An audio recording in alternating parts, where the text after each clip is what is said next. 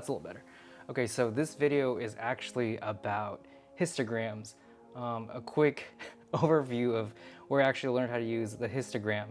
Not on my 60D, but the camera I got after, which is the Blackmagic Pocket, because that thing shooting 12-bit RAW, semi-DNG, shooting log, you couldn't just rely on the screen on that camera actually, but I relied a lot on the histogram.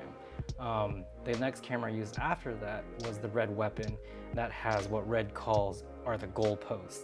So if your histogram's like this, and if I'm doing this correctly, if these are your shadows and these are your highlights, if you are exposing and you begin to get closer to highlights and get close to peaking, that goalpost will actually start to rise. Or if you are underexposing and you're crushing all your shadows, the goalposts on the shadows will begin to rise. So Blackmagic and Canon don't really have these, but there is a phenomenon on the histograms on those cameras already where you'll kind of see, especially in the highlights, you'll see the highlights hit the side and it'll slowly begin to rise. You'll really only notice this if you're using variable NDs or if you have a smooth iris that's opening and closing. You may be able to see it if you change the electronic iris up and down. You'll see it start to step, but you'll really see it if you have a way to smoothly increase and decrease exposure. You'll see here in the video on the Blackmagic what it looks like, and then on the Canon cameras it also has that same phenomenon. But unlike Cam, who this video is really a response to, it kind of does that on the Canons, but I'm so used to it now that I use it actually in the small footprint, but I enlarge it for this demonstration. But yeah, here's the video.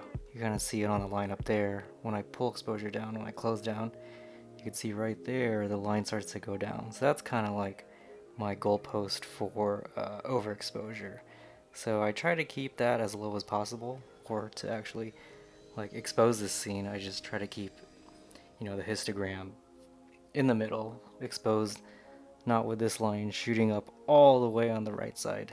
And then for my shadows, I try to make sure that it doesn't crush up against the left over there. So kind of like what I call it is with red cameras, how you have your goalposts to show how far up your highlights are and how far down your shadows are getting exposed. I just like to keep the histogram happy. So I call it just keeping a happy histogram. So this kind of tells me if I'm overexposed, like when it starts to ride up on the right over there, or if I'm gonna crush my shadows, it begins to ride up on the left. As you see, it all just smashes down here. But that's it. That's how I use these histograms that come with Canon cameras.